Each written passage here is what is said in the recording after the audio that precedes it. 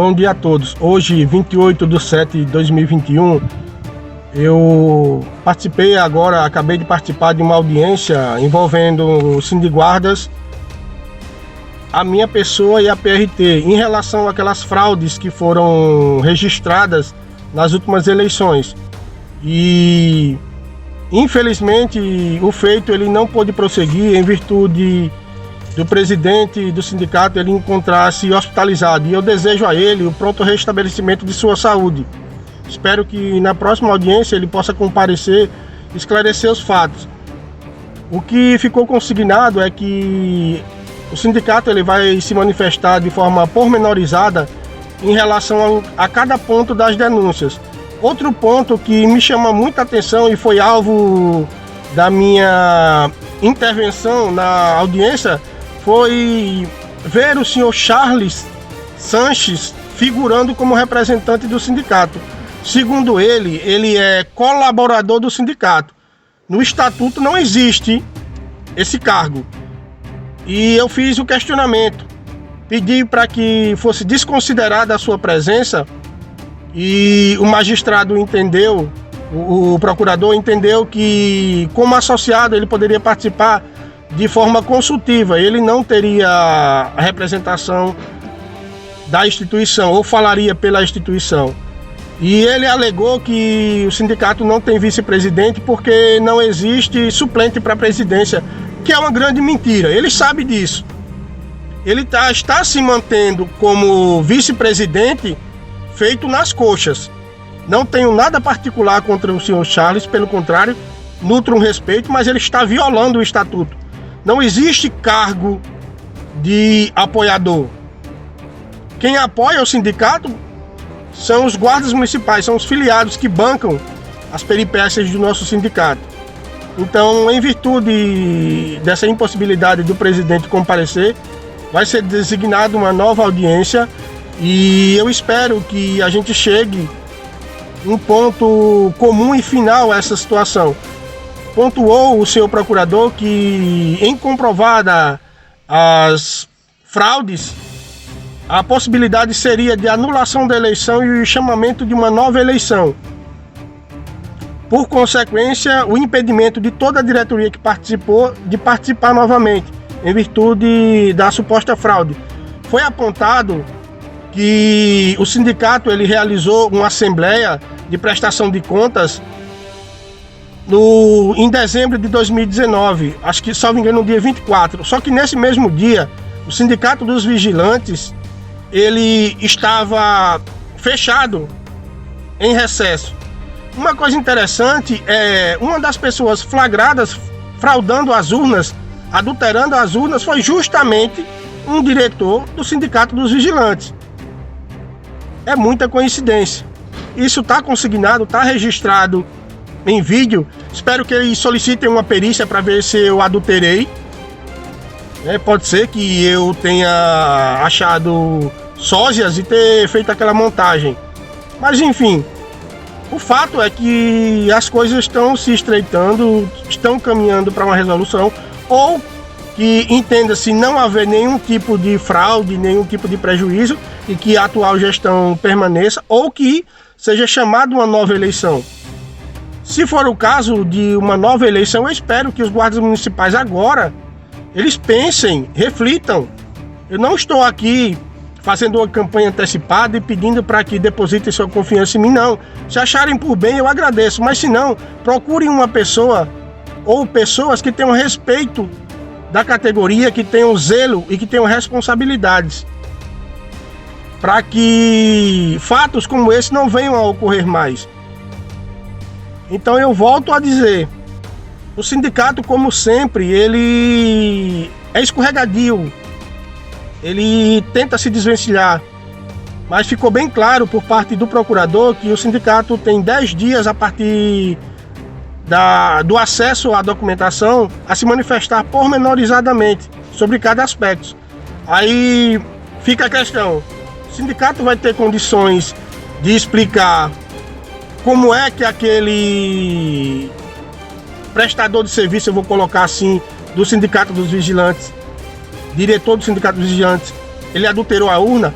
qual o interesse que ele teria em adulterar as urnas, como fez? Qual a explicação para a sala de apuração só ter uma entrada e a mesma saída, os lacres serem encontrados no corredor, justamente onde esse diretor do Sindicato dos Vigilantes estava adulterando as urnas? A urna estava tentando colocar em um envelope lacrada. Ele tinha removido o lacre. Outra coisa que o sindicato também precisa explicar é por que esses apontamentos não constaram da ata. Os protestos, eles ficam na ata principal e não no documento avulso, como fez acreditar e fez constar na apuração. Então a gente caminha para uma resolução, para que as coisas elas se aclarem, que os responsáveis sejam identificados e responsabilizados. E mais uma vez, esse cargo ocupado pelo senhor Charles, isso é de brinquedo, isso é fictício. Ele não tem competência. Me admira muito e eu fiquei até constrangido com a expressão facial que ele ficou quando eu fiz esse protesto, que ele não respondia, que ele já tinha pedido afastamento lá no começo do ano e veio como representante do sindicato. Se eu não tivesse arguído isso, teria passado batido.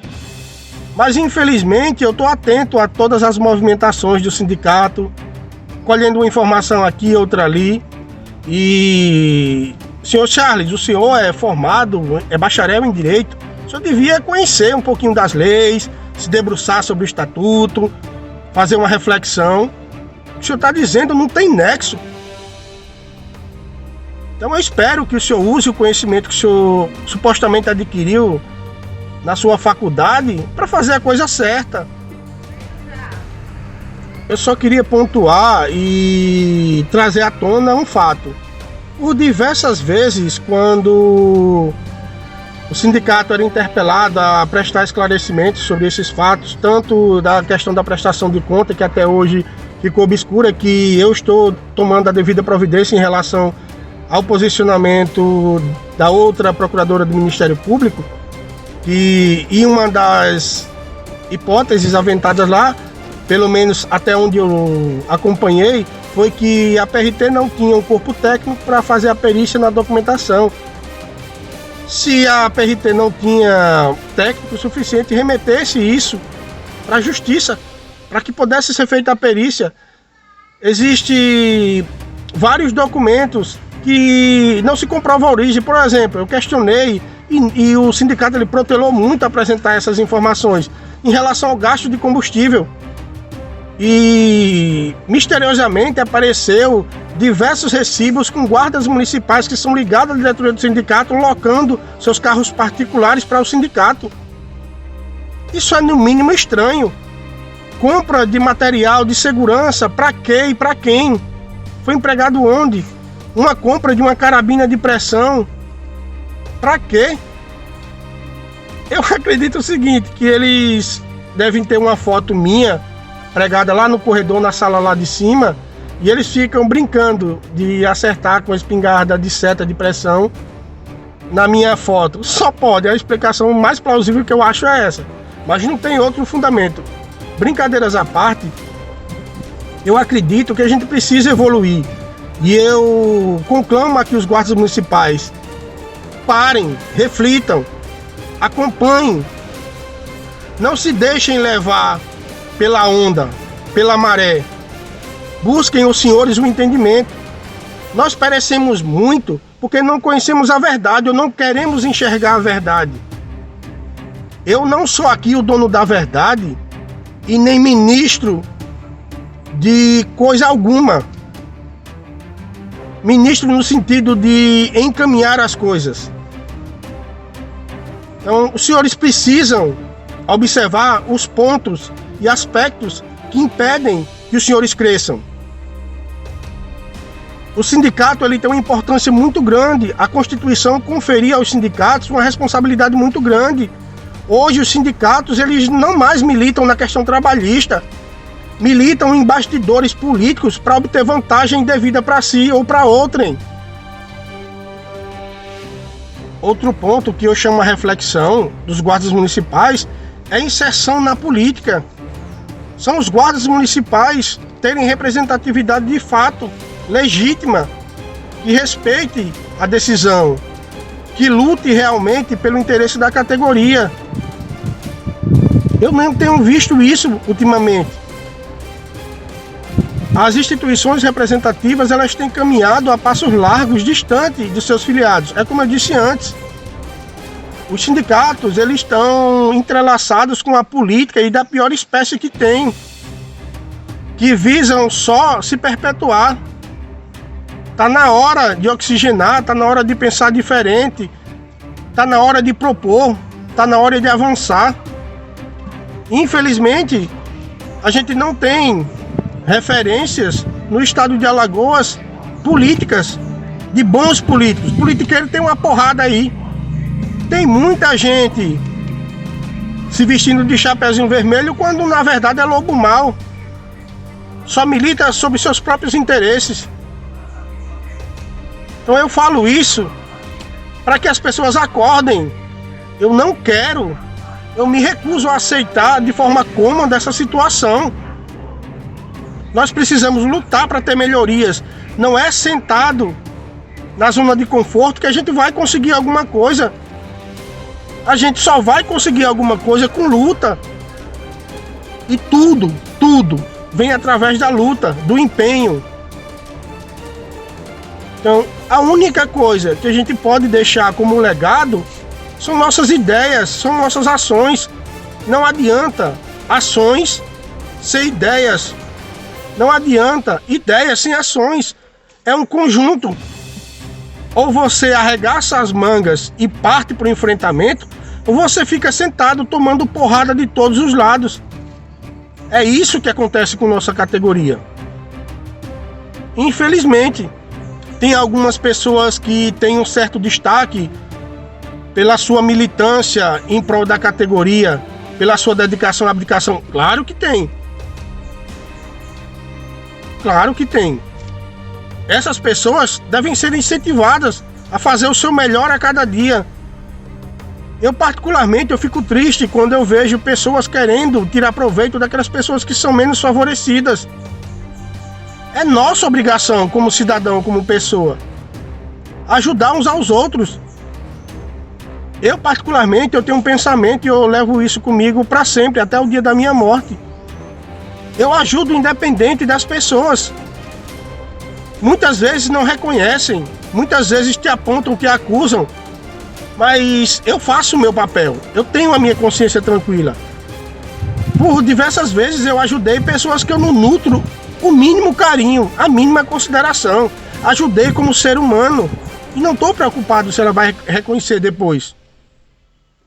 Eu estou preocupado comigo, com o meu caráter, ser um homem digno, ser respeitado. As pessoas consigam enxergar em mim alguém reto. Tenho defeitos? Mas é lógico que tenho. O único perfeito foi Jesus Cristo, o resto não. Todos os outros têm falhas. Agora, existem falhas que são de caráter, são congênitas, que aquilo não muda. Pode ser que o cara chore lágrimas de crocodilo, mas vai voltar a fazer a mesma coisa, é quanto mais.